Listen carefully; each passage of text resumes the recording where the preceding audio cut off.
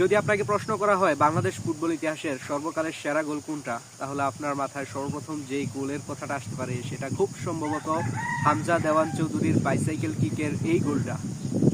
যদি এখন আবারও প্রশ্ন করা হয়, আরও একবার ভেবেচিন্তে বলুন তো বাংলাদেশ ফুটবল ইতিহাসের লাল সবুজ জার্সিধারীদের সর্বকালের সেরা ফ্রি কিক গোল কোনটা, দ্বিতীয়বারের চিন্তায় কিন্তু আপনি আবার বলবেন যে রোনান সুলিভানের এই ফ্রি কিকটা।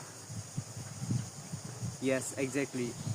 19 সাফ চ্যাম্পিয়নশিপ পাকিস্তানের বিরুদ্ধে রোনান সুলিভান কিন্তু এই মাস্টারপিস গোলটা করেছিলেন।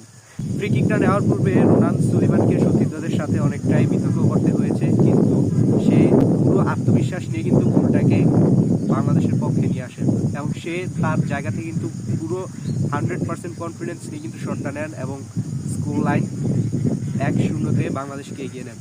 আমরা যখন ফ্রি কিক গোলের কথা চিন্তা করি তখন Lionel Messi, Cristiano Ronaldo, David বেকহামের কথা আমরা চিন্তা করতে পারি।